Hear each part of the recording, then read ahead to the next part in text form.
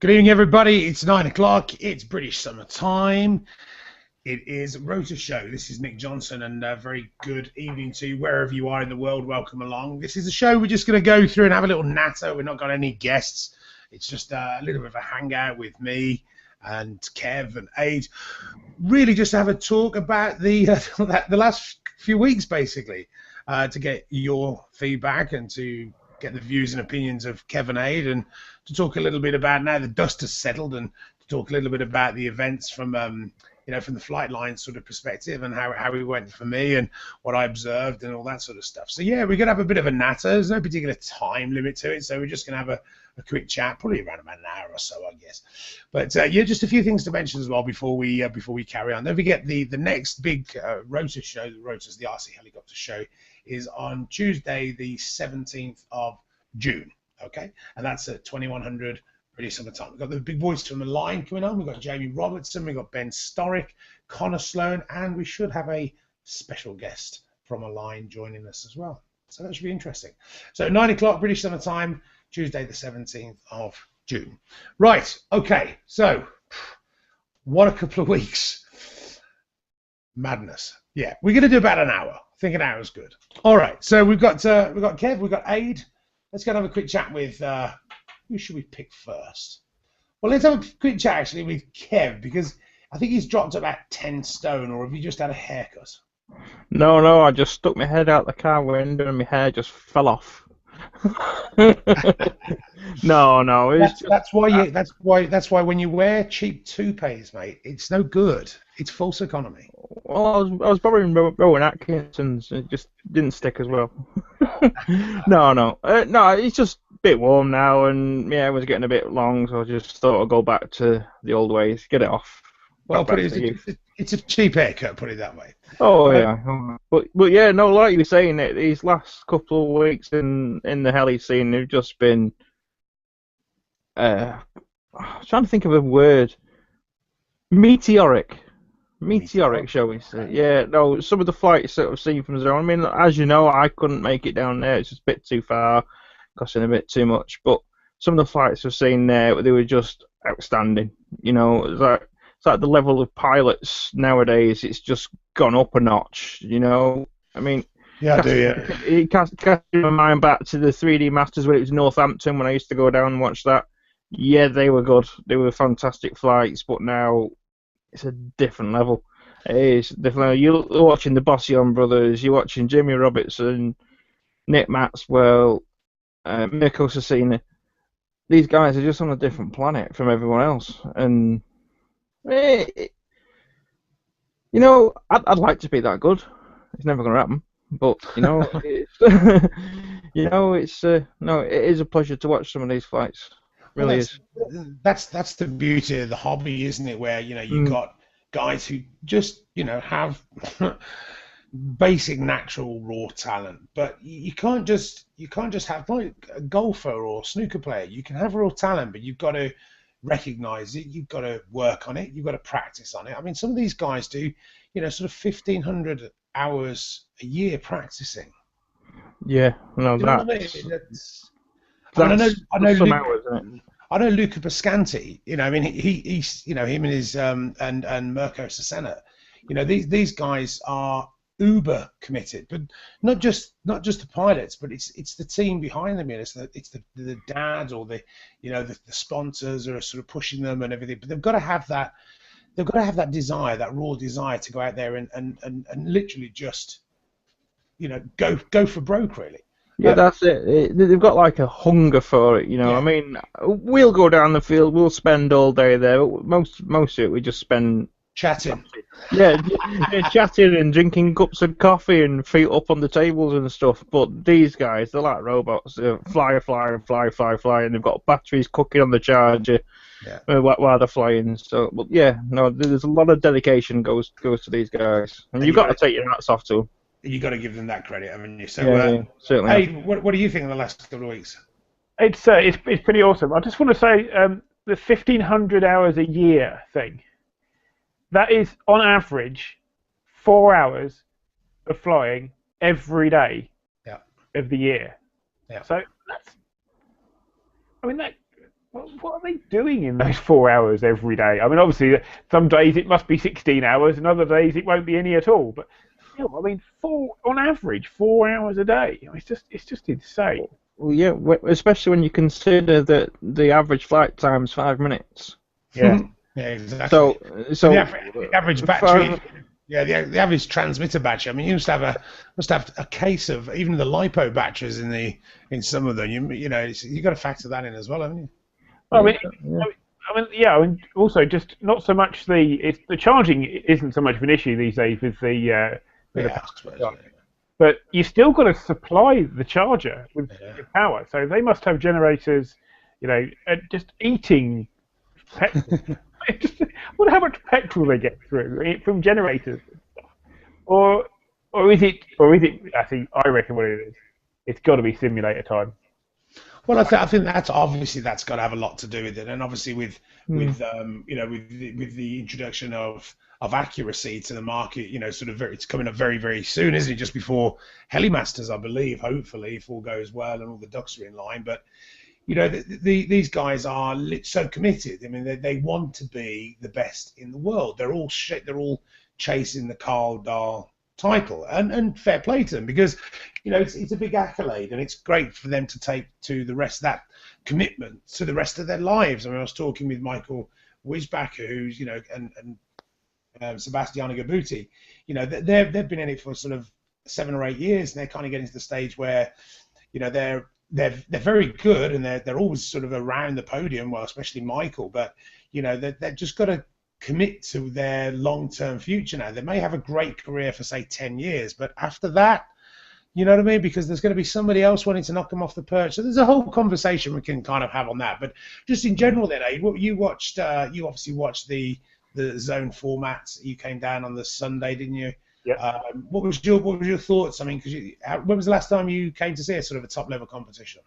It would have been 2008. It was the last 3D Masters I went to. That was, wow, lots happened since then. It's the level. I mean, I knew that the machines had come on a lot in the last 5 years. Yeah, because there wasn't. The fly-by-wire stuff was just coming in. Electric was a bit poo. It was getting there at that point, but it was definitely there was. You could turn up with either a nitro or an electric and win. You know, now you need that power, the electric stuff, and it's just mental, absolutely mental amounts of power. And watching the daytime flying didn't really do it for me that much. I mean, I was sort of kind of mulling around the skyline stand where Ash was, sort of talking to people about accuracy for most of the time. But I did pop out and see some of the flying. But for me, the evening flying, it's the same as back in the day. People let loose so much more in the evening. You see people take risks in the evening and get very, very, very, very low, and occasionally a bit lower than very, very low, including me, I might add, on the Saturday evening. But your flight was actually quite good. I thought you did really well. But bearing in mind you had probably the world's worst audience behind you who were baying for your blood. In fact, baying for the blood of anybody, including the Invertex, which I found quite surprising. But it was good fun for them to sort of see for the first outing of the heli. And we did have a little bit of a cock up with the blades, but it was a bit of a rush. Hence the reason why Duncan put the wrong blades on. He just went smash. So anyway, lesson learned. But I think I've been doing loads of flying at that lately. Wow. I mean, going back to the evening flight, I went out for my first flight before most people had got there. So I sort of wandered down to the flight line and plugged it in, switched it on, and sort of wandered out and had a pootle around and played with the long off a little bit, and then back. And then by the time sort of I decided to go and have another flyer, but probably about 20 minutes, half an hour later, so pretty much everybody had turned up. So and then it had all of the Frenchies there, which were just they're just completely nuts, those guys. They're absolutely I love them to pieces. They're great fun, and they're up for a laugh. And watching, especially Duncan Busson, just watching that thing and just the amount of grief he gives it, and it just keeps going. I was speaking to Ash. Ash, like, how many amps do you reckon that thing is pulling on when he? Because there was times he's pulling it like with loads of collective and loads of slight clicking, it's like a hurricane and stuff like that, on the direction changes, and you can hear the thing really load up. Yeah, yeah. Well, you ought to hear. As I say, you ought to hear him at 3D Cup. You know that X7. He was literally wringing every last drop of horsepower out of that battery and that motor, and he was the blades were loading up so much. Do you know what I mean? He was literally just doing this at like full 0, 0, hero, 0, hero, 0. You know, just doing that with it along the flight line at full collective. It was just like, it was just like. The thing was just straining to have, straining like he was giving birth. 200 amps, Ash was reckoning. Sorry? 200 amps. Yeah. I can believe it, yeah. Yeah, it's just a colossal amount of power. Mm. By the way, talking about our French and German friends, Michael Wisbacher and Christoph Dietrich. Michael Wisbacher from Mikado Model Helicopters and Christoph Dietrich, the competition director of Helimasters, are watching the Rotor show as we speak. So, hello guys. We'll have to get them on one day. We'll have to get them on one day, Nick, and we'll pick the bones of the Mikado guys and see what new stuff they've got coming out. We're definitely going to have the Mikado guys on very, very shortly. In fact, we have already spoken to. We're going to have Mark Troutman as well from Spin Blades, good pal of mine. He's going to come on the show to have a chat with us, and I know Michael's keen, and perhaps I have spoken to. I have spoken to Christoph. Christoph's, I know you don't mind me saying this, but he's slightly shy. He's the doer, not the sayer, if I'm honest. You know what I mean? Giving him all the respect in the world. He's the man. He's the money man. He's the technical man. He's not really the guy to sort of sit there and make an idiot of himself like me with the microphone stuck in his face. He's not that kind of character. But Chris, I know you watch. You're more than welcome, buddy, to come on the show. So yeah, we had zone format, of course, 2 weeks ago, the end, 25th of May. Yeah, I mean it was simply the best one we've done so far. I mean, the best show that has occurred, the best event, the best pilots. I mean, it just goes to show how much of an attraction this is now to worldwide pilots because of the format. You know, this knockout competition. It's brutal. It's good TV. It's entertaining. It's filled with adrenaline. And we went out with Nick Maxwell for dinner on the Friday night. There was a few of us, Mitch Morosa and his dad from Chicago, and there was Andy Stanley, the sound man.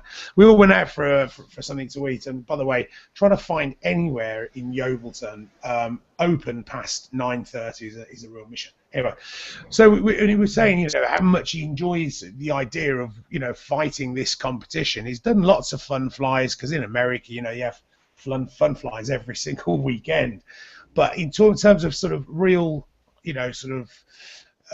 no holes barred, big guns, competition. There's nothing like that in the States, or in fact nowhere else in the world. So, hence the reason why Nick Maxwell wanted to come over, and boy did he want to win it. I mean, he was very, very nervous. But Nick usually gets nervous, but that nerves is a good thing, though, yeah. Yeah. I mean, when Nick came over last year for the RC Heliaddicts flying, I had a good chat with him, and he does come across as a nervous guy, but man, can he fly! I think perhaps not so much nervous, just he's pensive, isn't he? He's got that.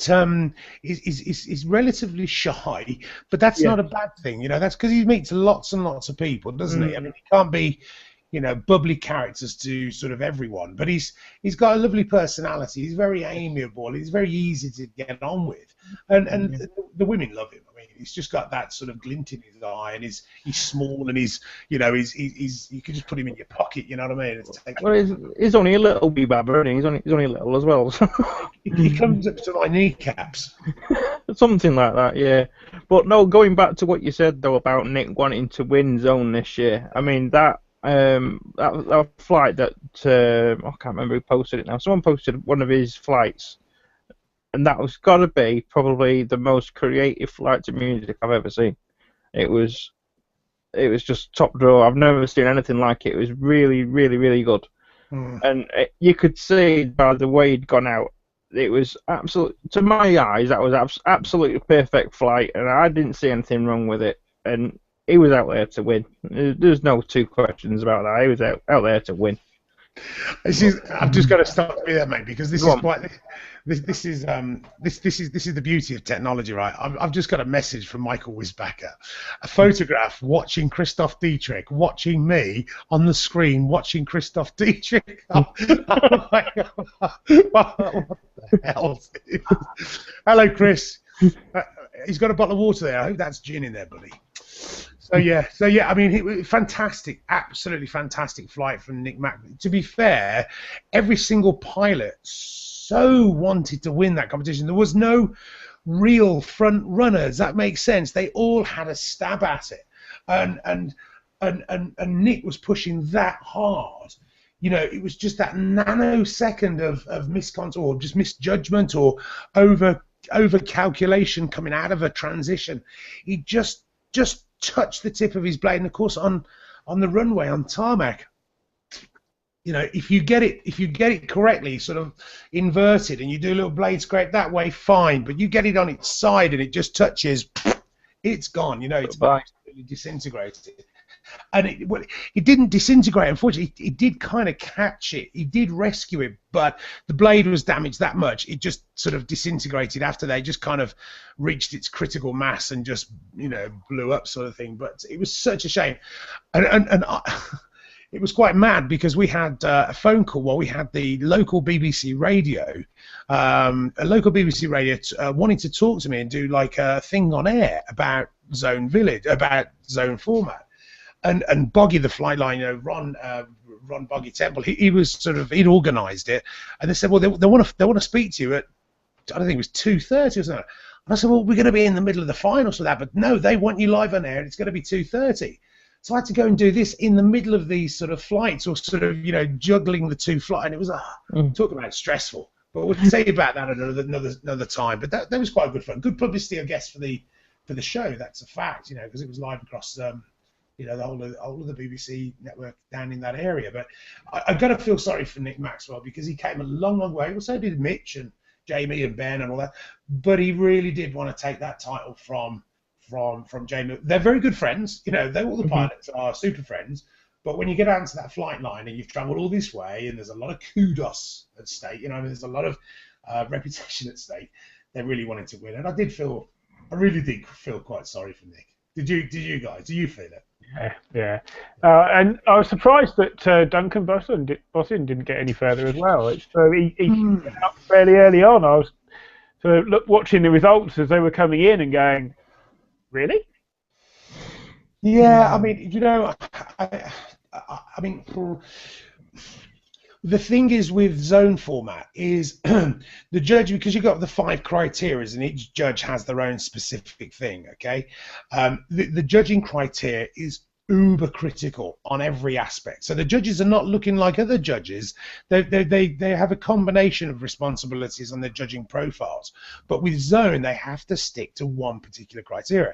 And I know talking to Jason Platts of Ultimate Build and Fly has been one of our, you know, judges at zone format for a long time now. Great guy, been in the hobby for donkey's years. There ain't nothing nobody can tell Jace about flying, building, because he's the world's best.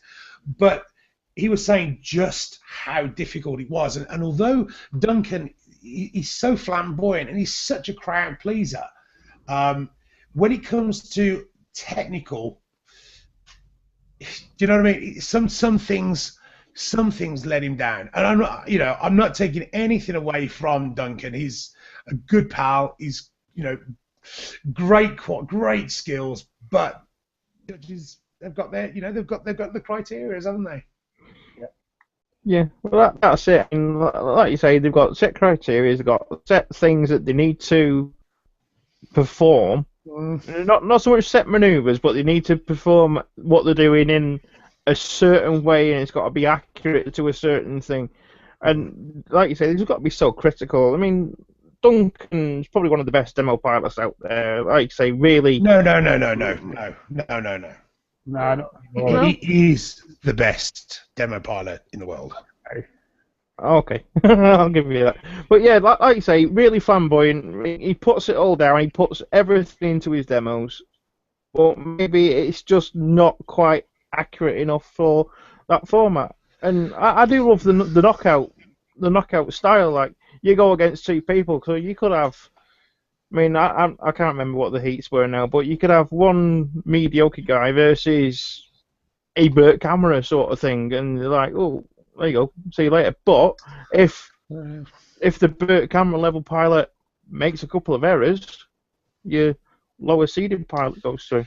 Well, that's the beauty. It's all it is. It's just little errors, maybe a little bit of nerves creeping in, and that's what's happened, sort of thing, maybe.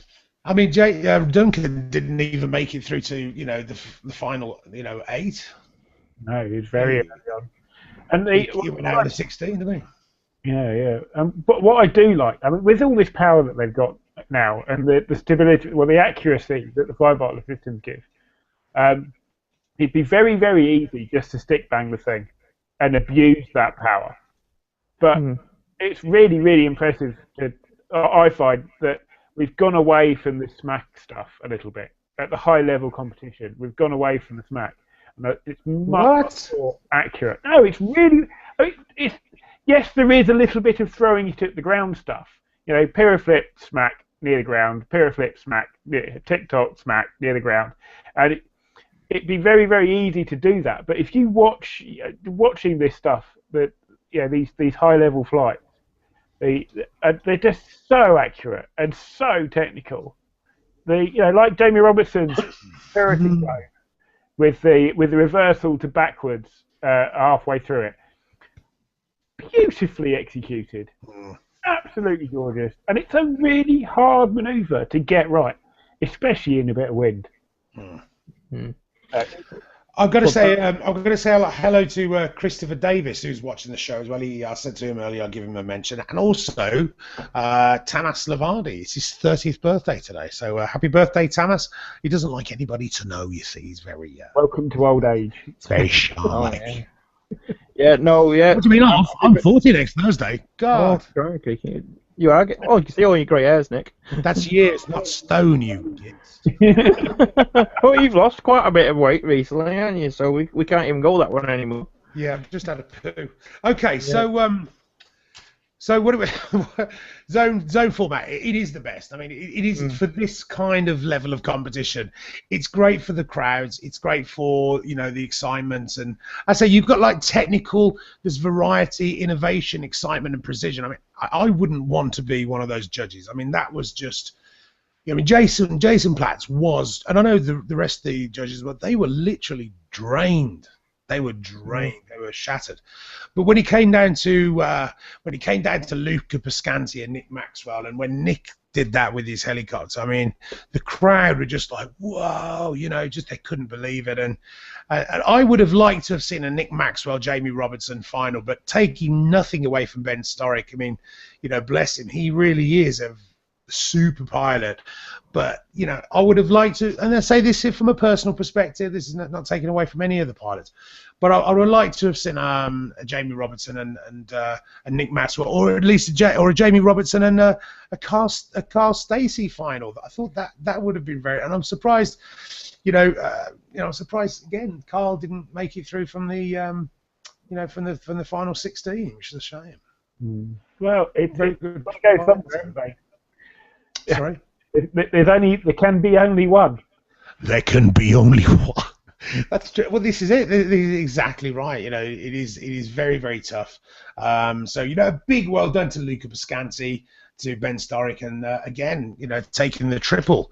Jamie Robertson Zone 2014 champion, a well-deserved champion because his flights were accurate. They were the precision, the tracking, the geometry of his flights, and then the creativity under pressure. He just delivered, and you know.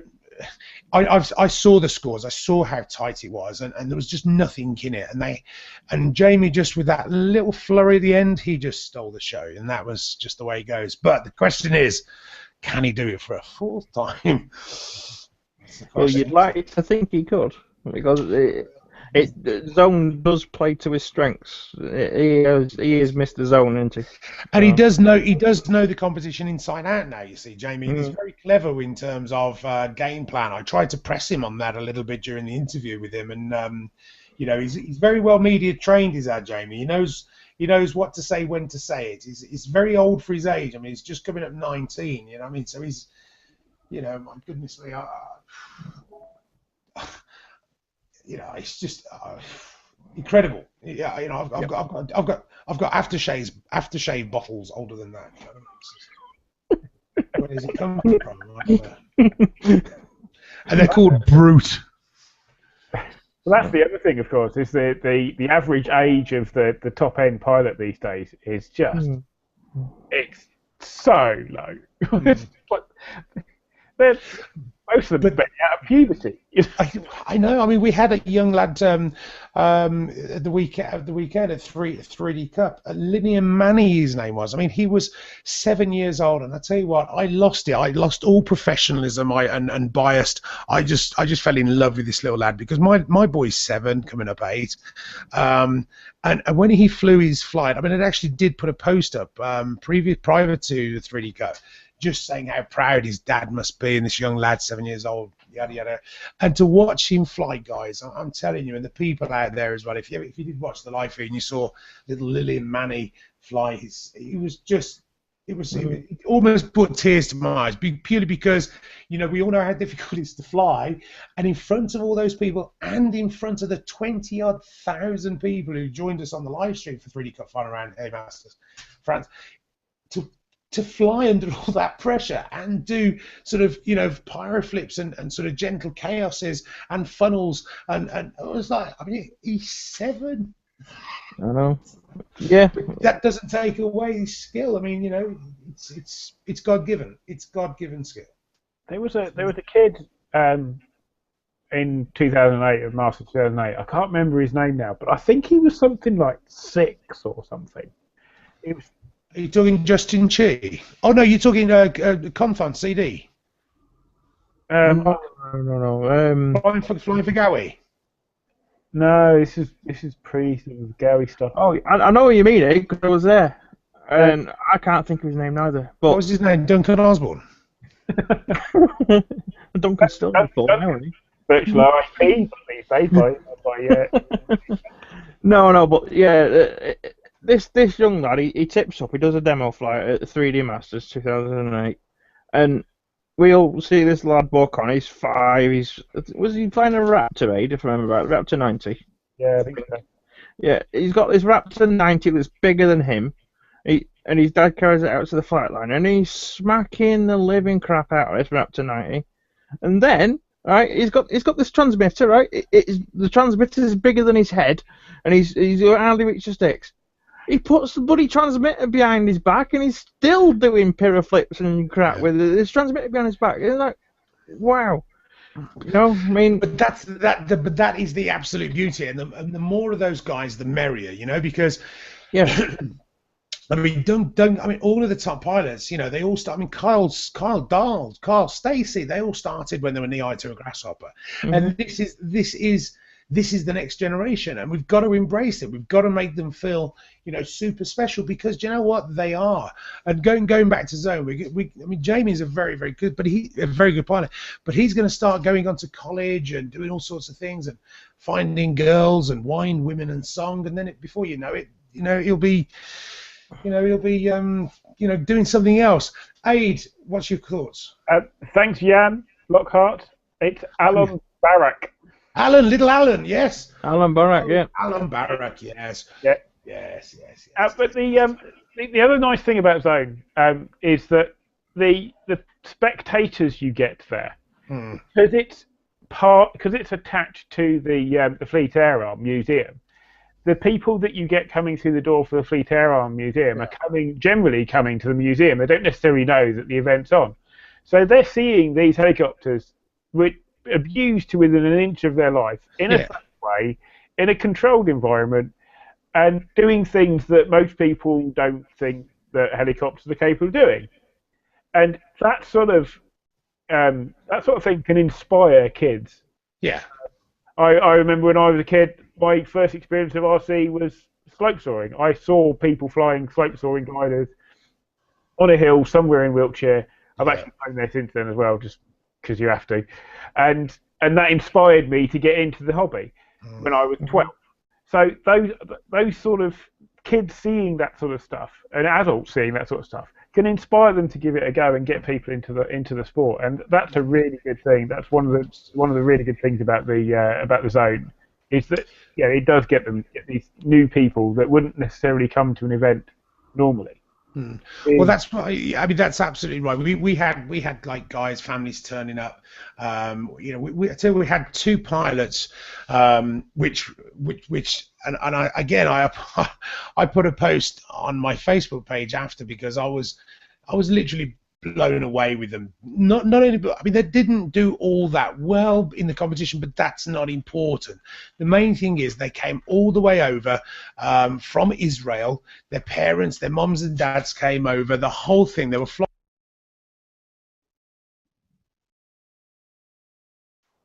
Am I the only one that's lost Nick? Oh, we've lost Nick as well. Nick, your sound's gone. Hello. Oh, he's back. He's back. Hello. Yeah. I mean, Tal Roglic, his name was, little Tal.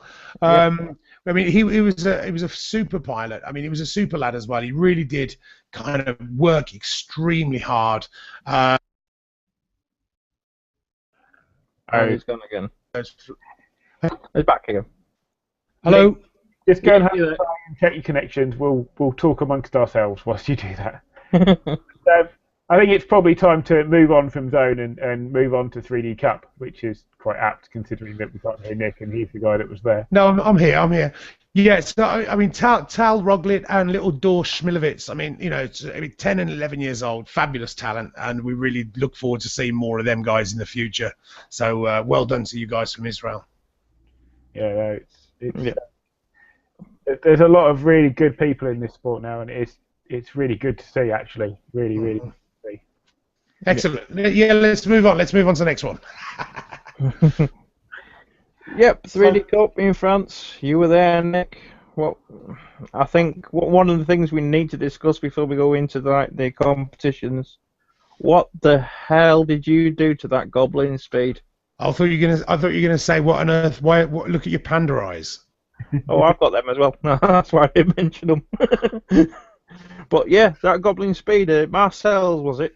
Marcel Gouin. Yeah, Marcel Gouin. Yeah, I mean, he's a bit of a ledge, to be honest. I mean, he's got, he's a team pilot, you know what I mean? But he's got such a fleet of these goblins. I mean, he was a bit of a test one, this one. So don't, for you guys out there looking at sort of buying a speed goblin, don't kind of get put off by that. That was a monster. It was, as I say, it was kind of an experiment, really, because he was running 16S packs. He was running like 3,000 RPM at least. I mean, the whole thing was just monstered up, yeah, and it was completely overpowered. It was horrendously. It was fantastic to watch when it first, took off. You probably see my reaction. It was like, oh my god. I just wasn't expecting. I knew they were fast because I've seen us. We launched the Goblin Speed at Orlando Hilly Blowout last year, with Bert. I was in Bert's workshop with him 1 o'clock in the morning, soldering wires onto his Cosmic 250, and sort of finishing off this Goblin. But this thing that they had at France was just monstrous. It was so overpowered. It's certainly over and above the specification that SAB Helivision kind of recommend. But it was a bit of a test. But he took off and he did a couple of runs, and then silly, but what he did, he was full speed inverted, and he did sort of like a just whoop, whoop, and then tried to go back that way. At that sort of load, that sort of speed, running that sort of head speed, the Jesus bolt, the shaft at the top just smashed. It just broke. Is that what it was? The Jesus bolt came out with it. No, the Jesus bolt didn't come out. It actually snapped off at the top of the hub. What, for the rope? Actually, the main shaft snapped off, or the hub? The main shaft snapped in the hub where your opinion. Sorry, sorry. Jesus bolt. No. Where your feathering shaft goes through, right? Where the T thing at the top, yeah. Yeah. It snapped off in the hub. Oh, right. Actually, in the hub. Right. So it literally just sheared off. It wasn't an impact, and you could tell when it sheared off. And you can see because the head came off first, and the whole thing just disintegrated, didn't it? I mean, if you look at my Facebook page, you'll see the giblets that are left, and that's pretty much all how you describe them. No, I mean, looking at the video, I think pretty much everyone thought he'd boomstruck. I'm sure that did happen. Oh, well, yeah, but I think we all thought that's what happened initially, that it was the boom strike. But yeah, when you said it, it just sheared. But to be fair, I mean, you think about the loads that are going through them shafts. I mean, I think for fun we worked out last year what sort of loads are going through the bolts on the feathering spindle on like a 700 doing 3D. It's not knocking on for a ton. Of pulling force going through an M5 bolt.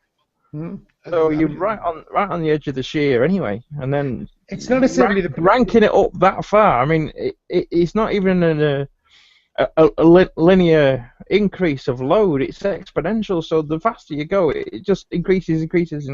So it's never a load going through it. It's never usually the Jesus bolt itself doesn't take the load, does it? It's the it's the bolts into the feathering spindle. That's what it's the feathering. Yeah. That's where all the load is. But it's pretty epic.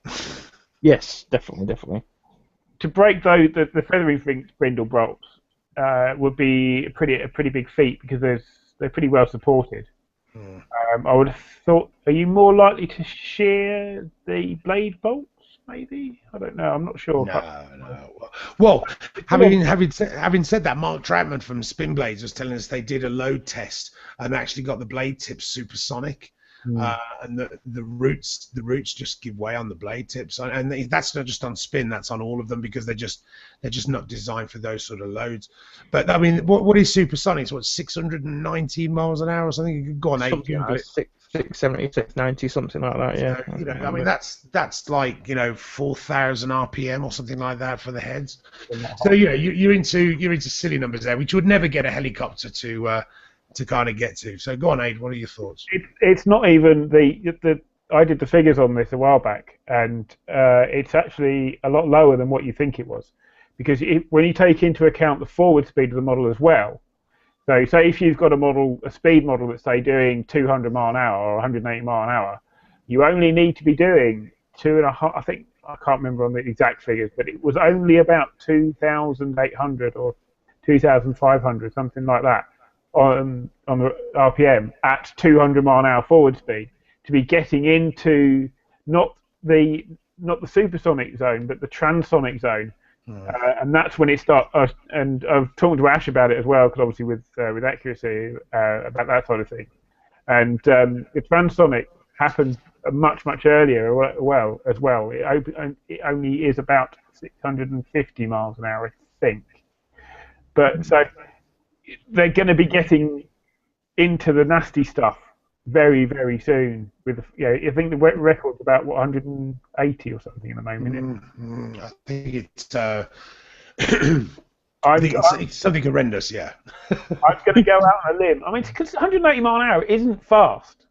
Well, it is when you've got it is when you got a helicopter. I mean, they're not using like Burt blades like they do, on the Westlands. You know what I mean? It comes to a point where they lose efficiency, don't they? I mean, we're chatting in detail with Mark Troutman, as he's the owner of Spin Blades in Germany, and these guys. I mean, they spend uber amounts of money on R&D and investment and into the technology and the design of their blades, because I mean they're the blades of champions, so they have to have blades which are fit for purpose. I mean, Duncan Bossyon, Jonathan Bossyon, I mean all the big boys, in fact, they're all flying Spin Blades. Why? Because they've got the Kevlar inside. They don't, when they do let go, when you hit them, they don't spray all this stuff everywhere. They've gone to like the uber sort of detail on the blades and the design and the wind tunnel research and development. And Mark is the leading expert on blade designs. I mean, you get him in a room and start talking to Mark about blades. 6 hours later, he'll still be going. God bless him. But yeah, I mean, if you ever want to talk to anybody about blades and the velocity and all that sort of paraphernalia, then Mark's your man. But yeah, a 3D cup. I mean, yes, the Goblin thing. As I say, if you're watching and you're thinking about buying a speed Goblin, they are really, really cool. But don't take that as an example of what yours would be like. This was a complete monster. It was a Frankenstein of a machine, and it was just built really to see what it could do. The maximum on there is the 14 cell, really, and that, trust me, is powerful enough. But I mean, we'll focus on that as we have done. But there's other things to focus on about the weekend. I mean, the facility as well, by the way, and also the sponsors. We've got to say, I mean, massive thank you to Fast Lab Performance, Spin Blades, Opti Power, and Opti Fuel. I mean, there's loads of guys, Align as well, SAB, Heli Division. They all kind of really dug deep in their pockets to help the event. And because of the live stream now, it's really got to be a super popular competition. But the place we're at, guys, it's called the Domaine du Planet. Have you ever been to the RC Hotel in Corfu? No. Nor have I. But I know about it. I know people have been there. I mean, Spiros, the guy who runs it, is a super chap, and I know him, but I've not been there. But this place, guys, we flew into Nice, which is about an hour and 30 or something like that from the location, and you go up these really winding roads to the top of this mountain. Then literally you're driving for about 20 minutes up these little country roads. I mean, Top Gear would love it.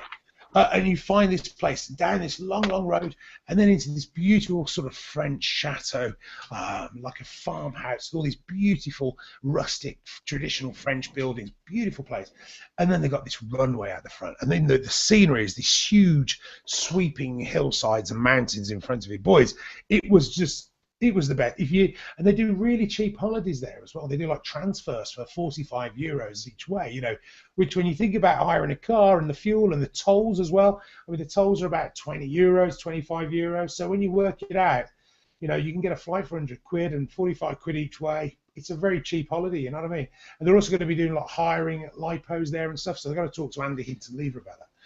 But it's a fantastic location. Absolutely great. Best location, of a competition, really. It's just a little bit remote. That's the only thing I'd say. But, when you're watching on the live stream, what the hell? Yeah, exactly. Did it look good to you guys watching on the stream?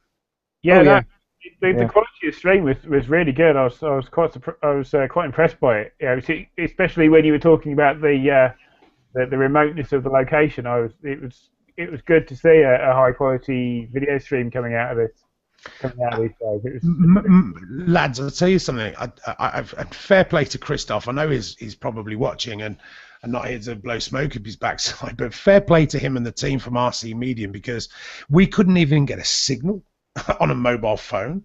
They set up the Wi-Fi. They set up like the live stream, had this massive satellite dish on the side. I mean, it looked like ITN were there. You know what I mean? It was a fantastic setup and an operation, and fair play to those guys. They brought a seamless, sort of a broadcast stream to the world from, literally the top of a mountain. I mean, that's the only way to describe it. You know what I mean? It was as remote as that, but so picturesque, so beautiful. It was lovely. The only thing I would say from a technological sort of standpoint is that I'm not a big fan of the live stream website. As a service, it's it really limits of what you can watch it on. The Android app didn't work very well for me personally. I couldn't watch it on my TV because there was no way of, Livestream doesn't support Chromecast, and various. It just meant I had to sit there and watch it on a laptop or my computer. It would have been nice to have been able to sort of sit back with a beer in front of the TV and watch it. Yeah, definitely. I mean, I don't know I don't know. You have to get Christoph to maybe address that. Whether it's something that everybody, some other guys out there watching or listening to us right now, if you've got the same sort of issues that Aid has, drop us an email, and I'll forward it on to Christoph. If you want to drop me an email, it's info@nickjohnson.com, and I'll make sure Christoph gets it, because they need feedback. You see what I mean? Because they don't know everything. They can't sort of think of everything. So. Yeah, I mean, we all want to improve, don't we? So yeah. So anyway, so we're having such, we're having such a good time there. We really did get carried away with it. But the flying on the last day, because the Helimasters judging criteria and the way it's run it makes a lot of sense. And then come to the fly-offs, because we had 36 pilots or something? I can't remember, including the ultimate class, which yours truly was inadvertently entered, shall we say? So the new prices for extreme tailing hovering, do they, Nick? Oh mate, I tell you, hang on, I've got to put some illumination on here. Hang on a second. Ta-da! Ta-da! Turn it off. We're back. Turn it off. Yeah, Turn it off. That's better. He's gone. Hey. But no, yeah, like you're saying, the flying out there is outrageous. Same as Zone. The flying is just outstanding. Yeah. Yeah, the quality of it is just come on leaps and bounds, hasn't it?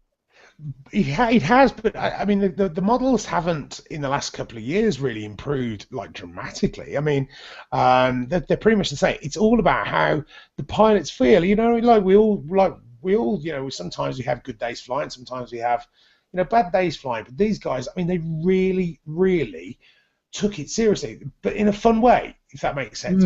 They really, really wanted to. Sort of push it hard, and I felt so sorry for Mirko Sasena, who is seriously one of those guys who puts in 1,500 hours of practice a year.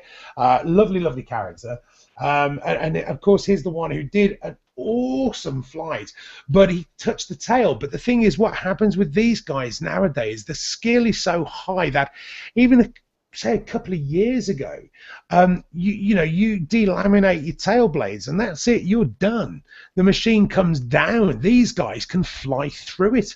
Now, when Mirko struck the ground, I immediately heard the noise, and it's something I mentioned over the microphone, but it wasn't acted upon. So the flight continued, and the flight line directed the flight judge, the line judge, didn't flag it up as he crossed the line, so he carried on flying. But it's really down to the pilots to sort of realise there's an issue and land. Aid, what's your thoughts? It's interesting the different perspectives that the two competitions have on something like that. Because you look at 3D Cup where he struck the tail and there was an obvious noise coming from the tail, and you could hear it on the stream as well. Mm-hmm. And he got a 0. Jamie Robertson won Zone in exactly the same scenario. So kind of this whole kind of failure, landing, scoring stuff, it's a tricky one because it has to be safe. You have to be safe. Yeah. At what point does a failure become a actual something that you have to land for? Well, you one extreme of the tail blades that are making a bit of noise, or all the tracking's a little bit out. Where in between there's a line somewhere between there and there where you have to go. No, you have to land. It's not safe. So, who makes that call? And Well, ultimately, it's the pilots. The pilots are responsible for the safety of the crowd. Now, we take safety, very, very seriously at these events. It's all about crowd and crowd appeal and entertainment and all that sort of stuff. Yes, but the safety element is the priority, because if anything ever happened through, somebody being, stupid or taking too many risks, then these events will, just disappear, and none of us want that.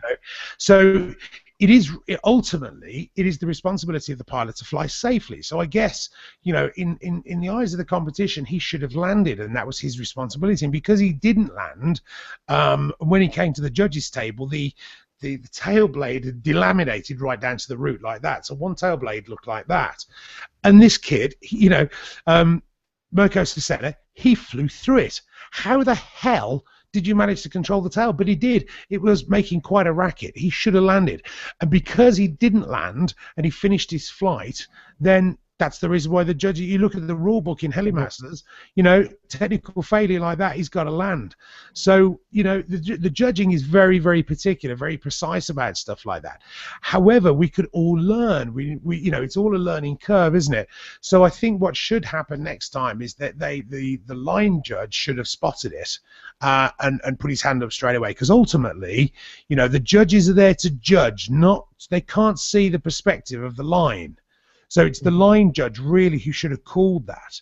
And because obviously there was a potential language barrier, because I didn't mention it when it happened over the microphone, I'm not sure the line judge understood exactly what I said. So that's probably why he didn't call it. But the pilot, ultimately, he's the one responsible for doing a safe flight. So, that's really where it is. But I think that's something that we need to focus on with forthcoming competitions, because there is so much up for grabs. There is so much performance, so much skill and ability out there that these guys can fly through. But he only needs one of those blades to literally disintegrate, and that helicopter's potentially flying towards the crowd. And, that's the worst case scenario that we could ever think of. So, I think we have to kind of temper the whole sort of thing with an element of reality, and say, listen guys, you are responsible for the safety and the security of your helicopter. Woe betide anybody who abuses that, really, I suppose, just to get points. And it's not worth it, just to get a few extra points. You're putting people in your own safety at risk is irresponsible. So there we go. So yeah, there's always things to learn. There's always ways we can tweak and polish the rules and stuff like that. And I think in forthcoming, certainly in Helimasters, Venlo, that will be a focus of the pilot briefing for sure. It's such a tricky one to be consistent with as well. Yeah. What one person, like I got told off at Masters doing a demo flight, touching the tail on the ground with a belt drive tail. So you kind of, where do you draw the line? That line has to be drawn somewhere, and and for one person's fine, a blade scrape is fine, but somebody else will go, oh, you did that on concrete, you would have damaged the blade, you could have damaged the blade to a point where it's unsafe and it could delaminate. Yeah. So where do they? I don't know. Do you think they need to clarify this a bit more? Maybe. I don't know. I think yes is the honest answer to that. I think that definitely does need to be clarified, because the quality of pilots, as we said a moment ago, as we alluded to, the quality of pilots and also the quality of the equipment is such now that these guys, can power through these situations. But it's all well and good having the ability to control it whilst it's still controllable. But when you lose control of it, nobody's in control, and then you just don't want to think of the consequences. Anyway, listen, let's not digress away. We've touched on that, and it's very important. It's very serious. But nothing happened, which is the great thing. We got to look at some of the skilled pilots. We had, Charles, Charles Robert. He's a cracking pilot. He did some fantastic demos. The Jonathan Bossian, Duncan Bossian, just fantastic. Mirko Cesena, he took overall first, didn't he? Even though he had that that ranking. But because of the flight situation, we had to leave by 6 o'clock. So they had to push the ceremony forward so I could present the ceremony for them. And then literally at 6 o'clock, I had to say, bye, everybody, I've got to go. And, they all thanked me and off we went in the car. And then they kind of did the big presentations afterwards.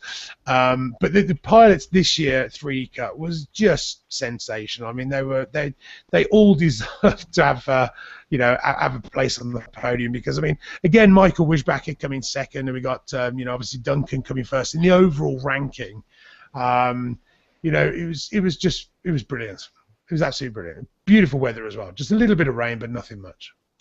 There was quite a heavy on-crowd breeze on the final day as well, wasn't there? Towards the end of the day, every day towards sort of 3 or 4 o'clock, it started to get a little bit overcast, and then we did have a bit of a breeze, but that didn't stand in their way. I mean, Charles Hubert, Duncan Bostion, Michael Schumacher. I mean, they're all, they're all winners. They all fly Scorpion as well, Scorpion Power System. So nice one to Georges Van Gansen as well. He was there as well from Hong Kong. So thanks to George for coming over. And yeah, we could literally talk about this for hours, but it was just superb. It really was. We had such a good time. I tell you who was really. Let's just have a quick think who it was now. Yes. I've got to tell you about this. During the demos, we're talking a lot about the Burt Cameras overspeeds. His McDougal. Mm-hmm. Right.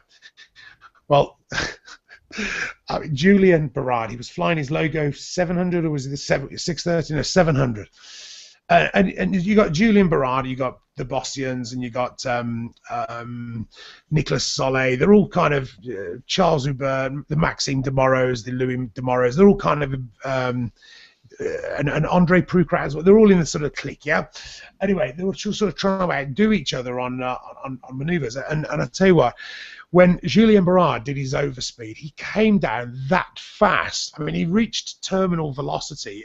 I mean, it was just the scream. I mean, I'm not just saying it's a squeal. This machine screamed its tits off on the overspeed. And it was like, everybody was like, oh my God. And it was so noisy.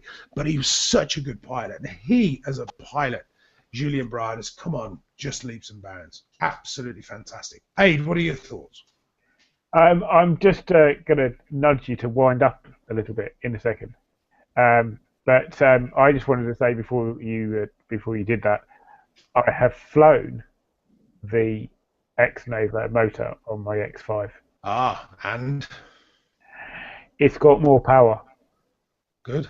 Quite. Then what, the stock motor, or what motor are you using? Then the stock motor, yeah. It's the Scorpion that was on there was pretty damn shit on, to be honest. It was really, really good. But this has got more. And more is always better. Although I might have to knock 10 or 15 seconds off my flight time. Same pinion and everything, yeah? Well, it's the same pinion gear. It's the same number of teeth, but it's a different pinion because the X-Nova's got a 6mm shaft on it rather than a 5mm shaft at the Scorpion. I had to do a little bit of jiggery pokery to get it all in there. It was a bit tight. But, yeah, no, it's right, the way we like them. Good. I'm glad you enjoyed that. So, yeah, Bill Lube. Yeah, that's it. Bill Lube. Got your hand in there, Doug. Yeah, so we got some fantastic events as well coming up. We got Helifest, which is coming up at the next weekend. Obviously, it's Helifest to Helimasters at Weston Park. We just released the last installment, or the next installment, Helifest TV. If you watch that, we've interviewed the guys from Midland Helicopters, AlignTRX.co.uk, Andy Hinton-Lever from OptiPower, and we've got another video coming as well, hopefully before we go to Helifest next weekend. So yeah, it's all really good. So that's 17th of June, and also for our next Rotor show, the big Rotor show, and that's on. Sorry, what am I talking about? Sorry, next weekend, which is the 14th and the 15th of June, and then the 17th of June, we have the guys from Align coming on. So we've got Ben Storick, Jamie Robertson, we've got Jeff Fassbinder, and we've got a special guest from Align coming on as well. We've got to keep that one a bit of a secret, so make sure you're tuning in. To get all of him. Well, just We'll have that conversation off air. So make sure it's a secret. Can't you keep a secret, you little monkey? So No. so we've 17th of June, Rotor Show, 2100 British Summer Time. We'll be back. We'll be back for that. So really looking forward to that. And we've got some really fantastic guests as well lined up for the next few shows ahead as well. So we've got Heli Masters, of course. Heli Masters is coming from 5th to the 7th of July, Venlo in the Netherlands. So I hope you're going to join us then. If you can't, then of course we'll be on the live stream. So hopefully you'll tune in. So we're wrapping up now, guys. Thanks for the chat. It's been great as always. Any final thoughts on the last couple of weeks? What were your highlights? Who were your favourite pilots, guys? Let's have Aid first. What do you reckon? I love Duncan Bossian. He's awesome. He's such a laugh. And also, you have to say something about the Bosso brothers and their dad, Bruno. Those guys are brilliant as well. Spent a lot of time chatting to them sort of over accuracy stuff, and really good guys, really good laugh. Yeah, I mean, Benji and Alex are very good pilots. I mean, unfortunately, they never seem to get on the podium these days. It's a shame. I mean, you got, Bruno, the dad, and Valeria. Forgive me if they're watching. I can't remember their mom's name, but great team effort. They're always there, and they always do really, really well. But they're just sort of shy of the podium. But hey, that's not what it's all about, is it? It's having fun and enjoying yourself and putting something back into the hobby. But they're great Gary pilots and great ambassadors for the sport. Mm-hmm. Kev, who are your favourite pilots? Who have you got a soft spot for, kind of thing? Julian Berard at the 3D Cup. Like you say, that demo that he did, that was fantastic, and his own Nick Maxwell. Like I was saying, that flight of Nick's probably the most creative flight to music I've seen ever. So, Really nice. I'm just sorry. You were going to stay there, right? Sorry, Nick's just a really nice guy. I was chatting to him at the pub in the evening, and he's just a really nice guy. He's a super chap, isn't he? He's a kind of guy you just want to go out and have a beer with. You know what I mean? He's one of those kind of nice fellas, isn't he?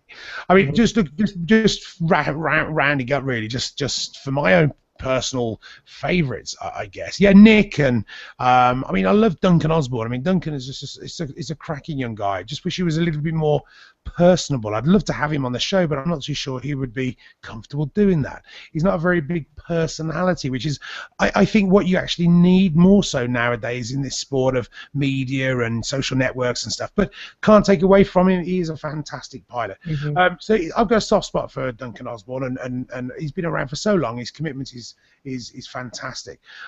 Young pilots, Lillian Manny, fantastic, and the guys from Israel, Tal Roglet and his dad, and his dad Guy, another family sport there. But what was really, really great for me is little Victor Cristobal from France, and absolutely Alexi Ray. He's come on, fantastically over the last sort of couple of years. Right, who else? Of course, Mickey Wishbacker. He was on the podium as well. A real good sport. He does very, very well. And of course, the Bossian brothers, love them to bits. So let's have. We've got a Q&A, haven't we? Do you want to do the Q&A? You do the couple of questions thing. Go on. Nick, Axel is after an oh yeah. Axel Risber. Yes, he wants to. Oh yeah. Thank you very much. And Mark Lateau he seems to. I'm pretty sure he's watched every single one of the shows live. I've seen questions from him on all of them. So thanks for watching, Mark. You're a dedicated watcher. Yeah, he's a watcher opera. Yeah, he's definitely a dedicated fan, is Mark. He's a dedicated follower of Rotors. That's the one, yeah. And I've got to say a big thank you to Silver Ray.